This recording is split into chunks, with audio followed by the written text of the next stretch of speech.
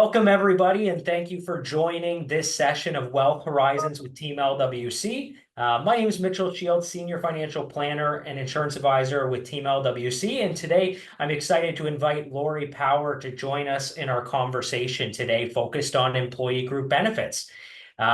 Lori's been an employee group benefit professional since 1998, and she's been running her own brokerage in this space, MP Benefits, since 2001, and is just an absolute wealth of knowledge when it comes to employee group benefits. So given how many business owners we work with, I felt this was going to be a very important session, and really it's going to be a conversation more than anything between Lori and myself. Lori, welcome to Wealth Horizons, and thanks for joining us.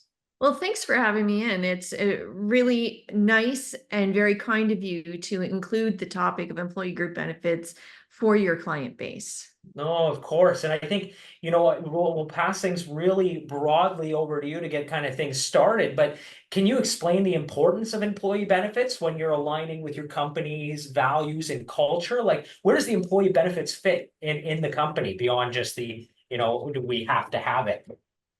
Well, and they don't have to have it, truly, but those companies that do see an increase in productivity and engagement from their staff. And the reason for that is because it's the one differentiator that can really differentiate a company from the competition. So for instance, if you're looking at a broad range of professional corporations and you look at hiring somebody, by and large, your candidate will already know what to expect when it comes to the salary range.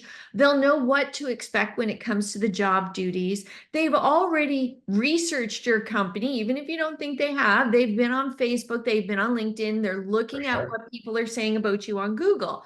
So your benefit plan becomes that one area that you can build to align with your company culture and your compensation and make it a standout. And those companies that do, they find that they don't have as much turnover, if any turnover. And sometimes, believe it or not, we will have clients come to us and go, you know what, I think the benefit plan's a little too good, because there are some people, we want them to retire. We're ready to have them move on, but they're staying because of the benefit program. It's interesting, and it's funny. I have heard that from people, and not to put a negative light on the front end, but it does become kind of a handcuff to some people to think, well, I can't give up my benefits, right? So it is an interesting, delicate balance. I guess what other key considerations should a business owner be thinking about then when they're looking at their employee benefit package? When they're looking at, you hire employees, as mercenary as this might sound, it is the truth, whether you want to face it or not, or whether it's not politically correct to say so. But really, we hire employees to make the corporation money. Yeah, That's it. Right? absolutely. If we didn't need employees and we could turn it over by ourselves, then we would. And I believe that's really, not to get off on a tangent, but that really is the fearfulness when people are looking at artificial intelligence. Will I be replaced? Well, you very well may be replaced if you're not adding value to your corporation as a person. But that's the place to start when looking at an employee group benefit program, is how can I get my staff, my team, even more productive? What do they need to do the job well? So we were looking at a work site, for instance, and we were looking, saying we're in a trade, we're in construction zone. There's a construction zone not far from my office here. So I get to see them up on the crane all the time. I know they need to wear their hard hats. They have the ear protections on. They're wearing their flags. They've got their safety boots. Okay. Then you say, well, where do benefits fit into that? Well, benefits fit into the safety glasses, making sure they can see. Are they prescription safety glasses to begin with? Hearing aids, can they actually hear in order to be safe on the workspace, right? Are they going to physio and chiro to keep their body in good motion? Sure. They have the safety boots. Do they have the orthotics in the safety boots so they can keep walking the site? This is where you start with an employee group benefit plan, is how can I make my team more effective, more productive? Wow, yeah, what an interesting perspective on the, instead of not just thinking about it from an attracting new talent or a keeping new talent, is how do we actually, get a tiny bit more efficiency out of the employees that we have through, like you said, orthotics. What an interesting example that I wouldn't have contemplated otherwise. I like that. But benefits, I think I've worked with clients before on benefits, especially small businesses, right? And small businesses that are looking to, kind of run lean and keep costs low and try to reinvest in their business, right? Sometimes I find might look at benefits as kind of an afterthought, but how can small businesses really compete with like a larger company? Like when we're talking about a large corporation that can, has a little bit more strength in the wallet, I suppose. How does a small business compete? It's not hard to compete on benefits for sure. So again, if you're going to start with the productivity side of things, and I'm going to segue directly right into that health spending account. The health spending account for a small business. So large businesses might put in a health spending account on top of their existing benefit program, and they may be able to provide it, say, more lucratively. But a small business can compete with the large business. I'm in Alberta. We have had historically our small businesses having to compete with the oil patch, having to compete Sure. with what Syncrude can put out there, what the Telesis can put out there. And they are very effective at competing when they put in a strategic benefit program that will not only cover the base of needs, because remember, insurance is to cover off risk of loss of life, risk of loss of income, risk of a catastrophic event. Right? That's where the insurance belongs, needs versus wants, right? And then you have what the employee wants. They want to have choice, they want to have flexibility, they want to have some control. And that's where a health spending account does that for both the employer and the employee. So when you build those two together, all of a sudden you have a very competitive benefit program that can stand against the larger corporations and make that smaller company flourish. Awesome. And I mean, great segue into the health spending account because I think that's going to be a good area to spend some time. And, I found, and maybe your experience has been the same, that the health spending account is talked about a little bit less. There's been some changes that make it potentially a little bit less beneficial to a business owner, but I don't think that it can be thrown to the side yet, or hopefully ever. But we talked a little bit about the benefit. What is a health spending account? I guess walk us through what it is and how does it work? Well, I'll step it back just one step further and say that we go to the marketplace with the benefit program being an attraction and retention tool. But you and I both know that actually a benefit plan is just a tax vehicle. It's a tax savings vehicle. And a health spending account is that tax savings vehicle on steroids, right? Because the benefit program is a corporate tax deduction for the company. And by and large, the health and dental in Canada, outside of the province of Quebec, is non-taxable.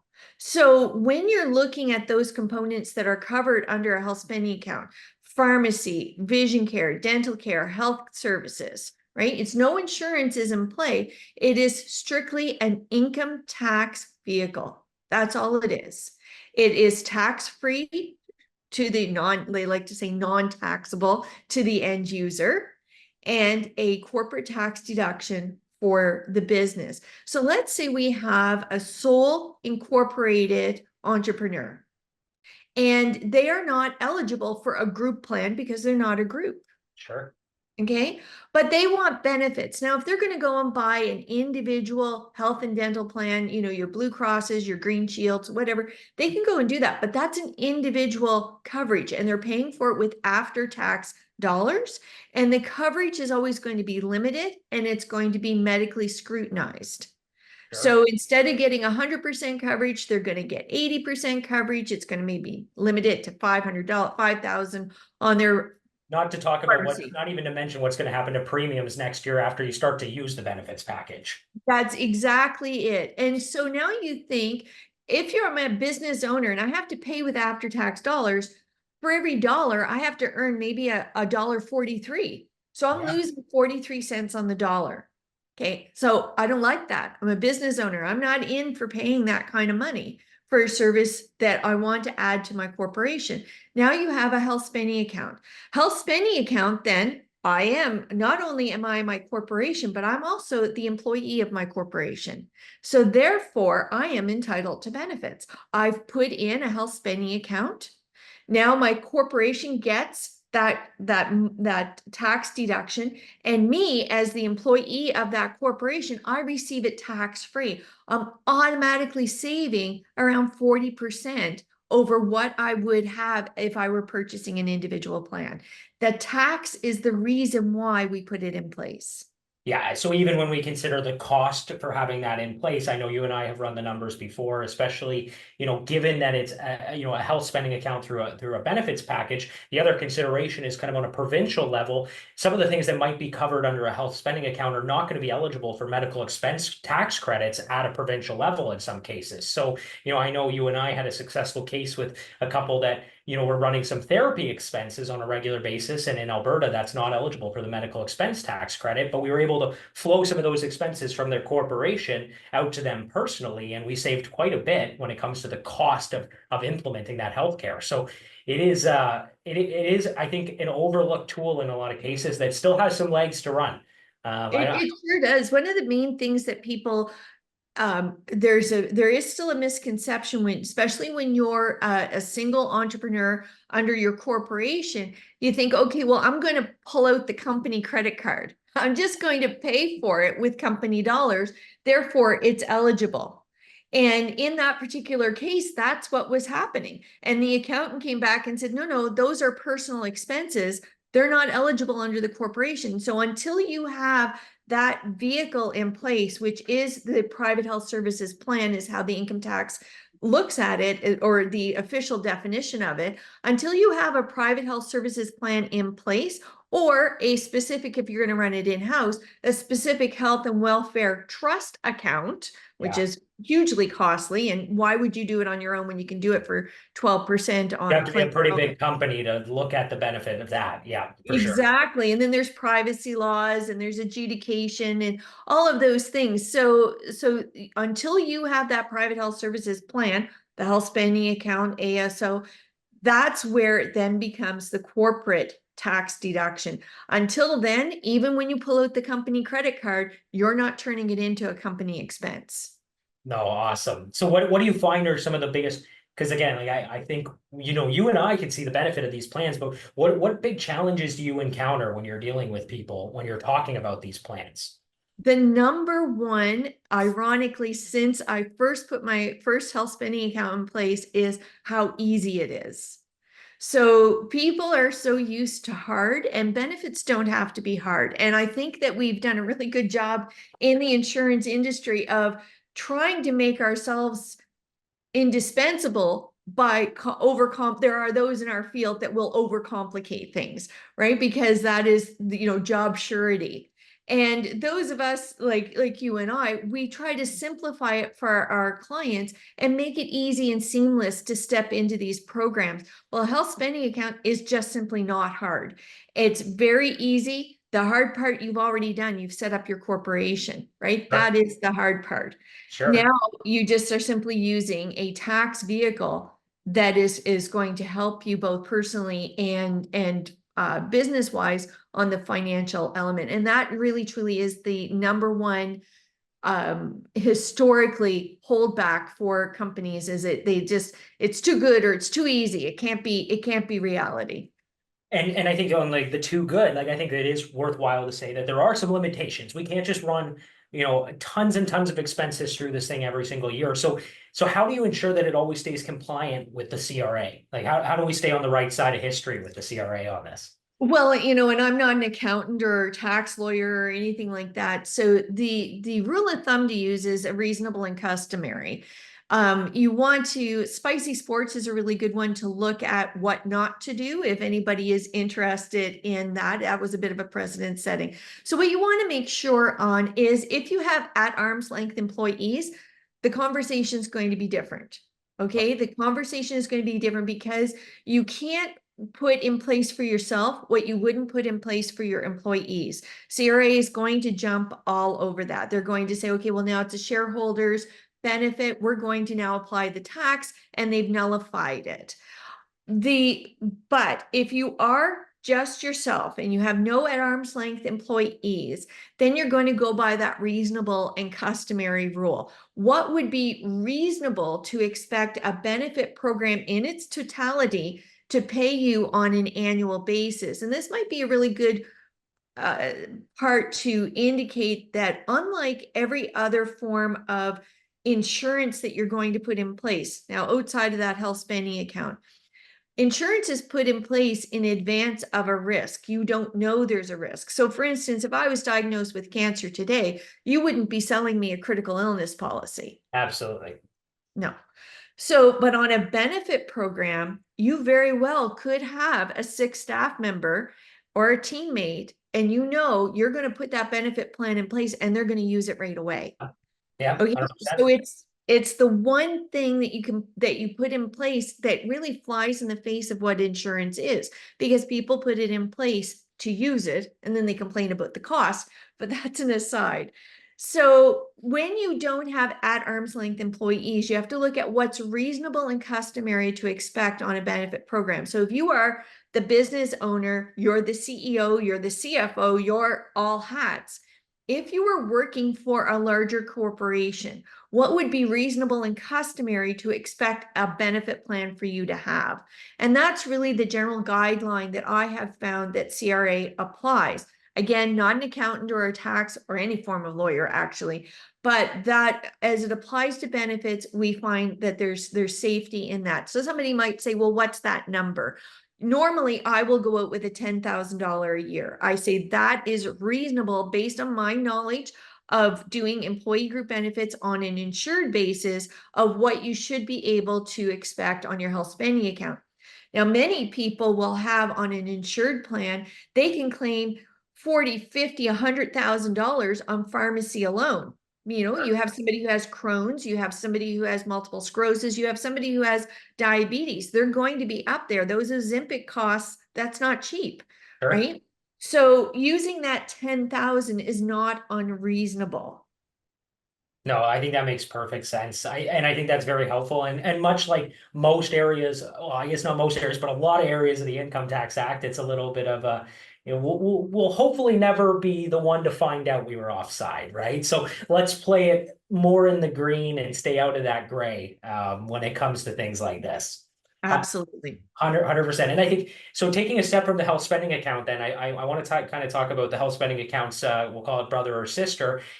Where do you find like that, and you would know better than me, but I've kind of found that there's a big push for wellness plans within group benefit plans nowadays, right? And so I really would love to hear your thoughts on, kind of the place for wellness programs. And I know this kind of skirts past the tax benefits because we're not going to get that in a wellness plan, and it's less relevant for kind of our owner operator. But if we come back to our earlier part of the conversation around, employee satisfaction, retention, like what part of that do wellness plans have to play in this? What, I guess, broadly speaking, like walk us through a wellness plan, and what do you find, like, what do you think like the kind of the future of that piece of the overall benefits conversation is the wellness plan?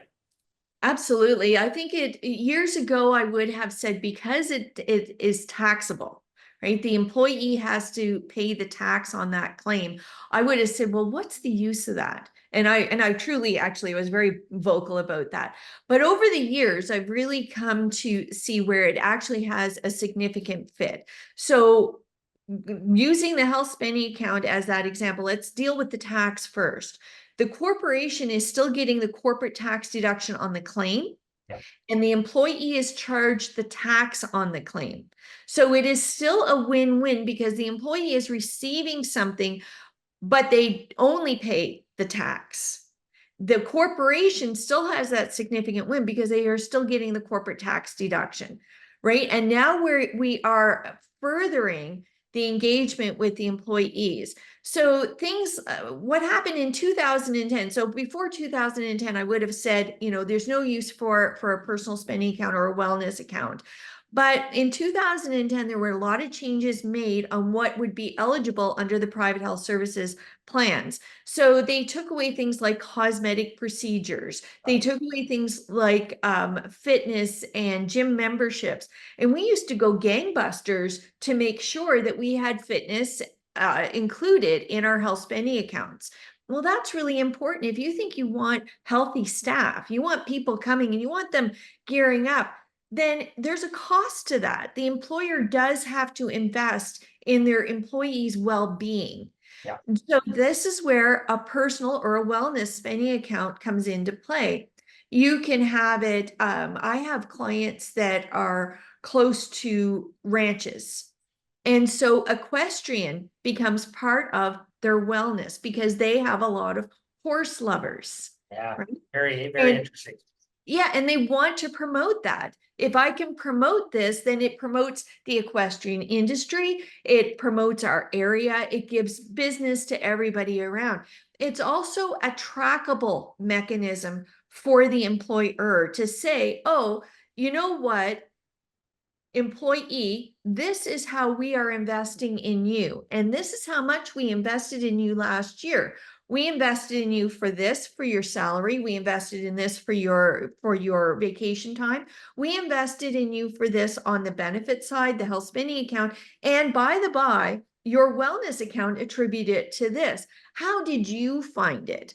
Was this beneficial for you? And you start to engage. Now, if I'm going to roll it out into more of a industrial style, then you might use a personal spending account or a wellness account. I have some clients that will use it to track their gas cards. They will give their employees who have to travel quite a distance to come into work because they're in a more of a remote location. And so they want to attract them. And so they'll give them gas cards. Now, before they implemented a personal spending account, they were losing track. Who got the gas card? Who used it? What was it for? And it's all over the place. Now that personal spending account becomes that tracking mechanism that says, employee, last year we paid X amount of dollars in gas for you as part of the benefit of working here. It's like putting somebody up in a hotel sometimes, right? You want to be able to, because you cannot measure what you don't track. And if you don't track it, your employees aren't going to track it for you. It'd be like saying to your employees, oh, you know what? How much did I pay you last year? Well, not enough, you know? Sure, sure. Well, and I think like when I think about the wellness programs and like implementing those programs, it's almost the employer saying, listen, we're gonna give you a raise, but you have to use that raise on things that are gonna make you well, that you're gonna make you better. And it's the employer saying, yeah, we'll pay a little bit more to this employee if they're taking care of themselves to make themselves more productive. It's almost a conditional increase to the income, right? So and as an employee, I think leaving that on the table because you don't want to pay that, that tax, it can be a little bit misguided. I know anecdotally, I remember from early on in my career speaking to somebody who was awarded a TV, a flat screen TV. And I remember from their employer, and I remember them talking about how they were so upset that they had tax to pay. It's like, well, you just paid $200 for the $1,000 TV or what have you. But I think there's, that extra tax is hard to get over in some cases for people, but it's an increase to your overall income regardless. You're going to end up ahead, assuming you use it on things like you said, gym memberships, wellness programs, or whatever the provisions in the plan are.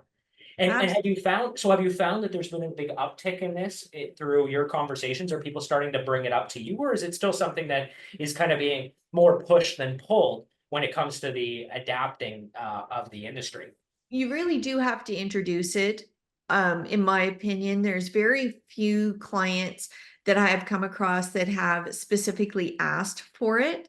And I think it's just like you say, we can talk about ESOPs, right? And how sometimes the client ownership into a corporation or they're offered shares in the corporation, but they have to pay tax and they go, oh, no, thank you. Right.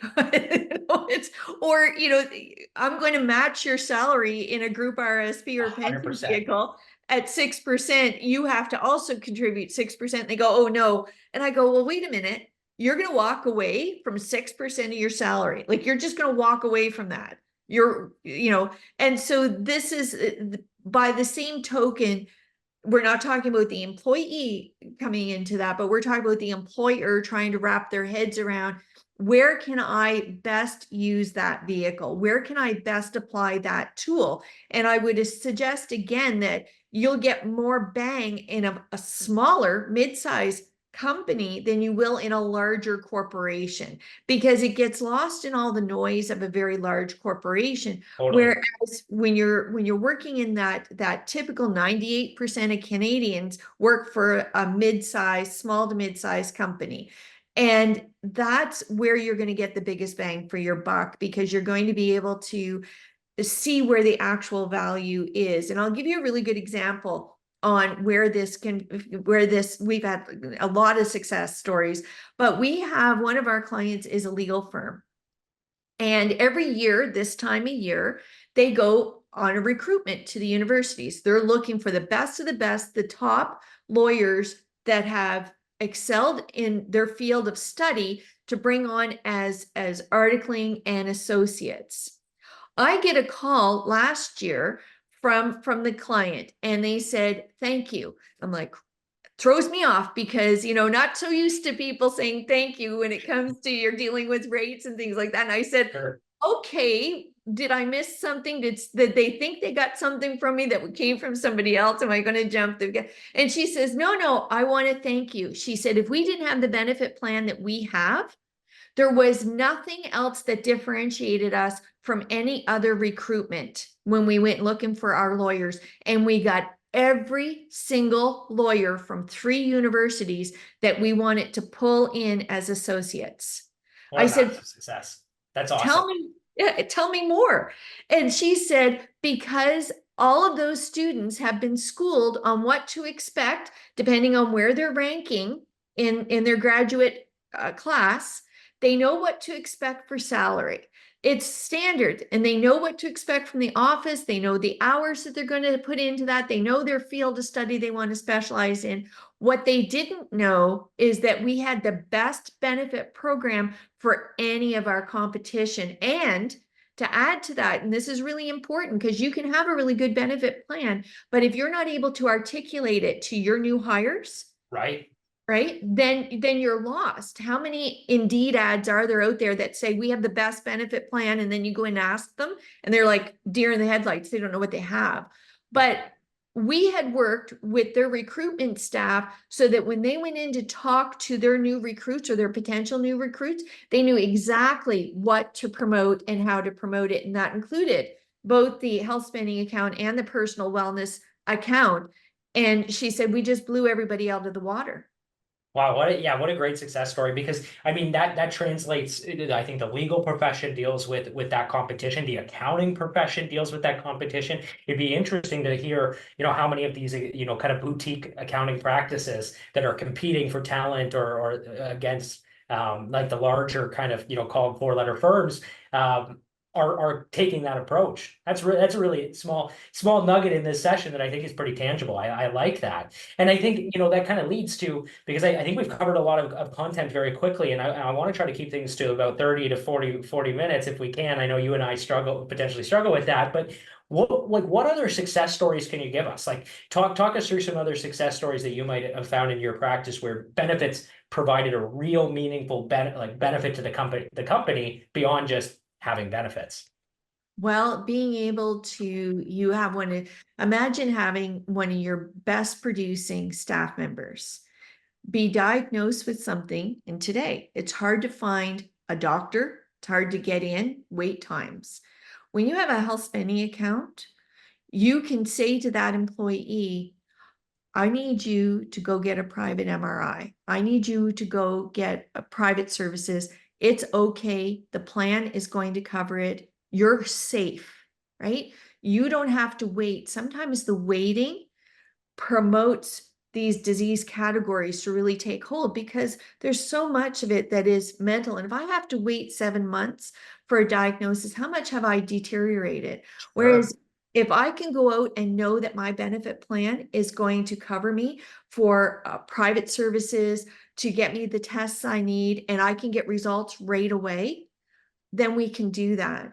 We have organizations that we also put in place a great product, whether you go through me, which I hope you would, but Teladoc is amazing, because Teladoc is the only company in Canada that gives you board certified physicians. I'm not talking nurse practitioners, right? There's a lot of virtual healthcare out there with nurse practitioners, and there's nothing wrong with that. Sure. Absolutely. I don't want to say that. But this is the only one with board certified doctors that if you need to see a doctor right away, it's not going to take care of a broken leg, right? It's not going to take care of a car accident. And But typically, you're going to the hospital at that point. So exactly. But we're talking around running a fever, I'm having a pain, something doesn't feel right, and I need to talk to a doctor within 6 hours. I'm going to be talking to a doctor. So take 6 hours versus 6 months. Take yeah, 6 hours versus a Medi Center. Take 6 hours compared to I don't even have a family physician. I don't even know where to start. yeah, yeah. Those are the essence of what a benefit program can actually do. And I think that, it would be interesting, maybe for even a separate conversation with you and I, but it's interesting to see where technology is also getting better, right? And it's allowing us to be able to have more of those resources. And as we get into, more of the VR, AR, AI world, again, the two-letter world that we're moving into on the next kind of technology frontier, if you will, it's going to be interesting to see how these benefit plans adapt and how medical advice in this country adapts, and where does this all go? Because I know personally, I've used these the telemed services, and it alleviates a lot of stress immediately compared to recently. Again, just anecdotally, we had what could have been a big health scare in my family, and it wasn't. But going to the doctor and getting told you might have this major thing going on, go get an MRI. If I wasn't able to go and get a private MRI, all the places we called just said, yeah, we'll book you for 2 weeks from now. It's like, well, if the one thing the doctor thinks is going on, we're not going to be here to make that appointment. So we're going to have to find something else other than sitting at the hospital for 12 to 15 hours. I think that's a great additional comment. Well, and the thing on that comment alone, you know that you're scared, you're going in, and there's nothing against the health practitioners, not at all. But there's not one of us that is either watching this or has experienced this. You go into that Medi Center, you go into that ER, you're not getting care and compassion to say, you know what, we're going to get you in next. You're getting the I'm overwhelmed, you're going to have to take a seat, and I'm going to ignore you until I don't have to ignore you anymore. And that's not to say they're not doing the best they can, but Yeah, that is the reality of where we live right now. it And is. your benefit program gives you access to better. No, awesome. Awesome. Lori, I think just the access to better, that's a nice bow. I like it. I like that as a nice bow. I think we covered a lot of really good information here. And I really want to thank you for spending some time with me today to talk about this. And for everybody who was able to join to have this conversation, whether it be live or tuning in afterwards, again, thank you for taking the time to think about this important topic, which in the grand scheme of financial planning, like we joked about beforehand, it might not be the sexiest of topics. It's not, it's not flashy, but it is important, and it can have a very meaningful difference on your business. And it's not something we just need to download and forget about and just put the first plan in place that we have and never think about it again other than to shop the premiums. It's important to look at this as a strategic piece of your company value. I mean, we didn't even get into business succession and where it plays in there, and I think maybe that's even another conversation. We could have spent an hour together, if not longer, on this topic. But I think that this gave a good introduction, and I would urge anybody who, whether you're an owner operator of an operating business, or perhaps you have a holding corporation, more of an investment vehicle where you haven't thought about how this all plays into the overall picture, reach out to me, reach out to Lori, have the conversation. It's worth having, because there's no benefit plans that are identical, and it's not just shopped on premium. There's a lot that goes into this, and I think it's a very valuable conversation for a business owner to think about. So Lori, thank you so much for spending the time with us. This has been great. I really appreciate the opportunity, Mitchell. I really do. Thank you for having me. Awesome. Thanks.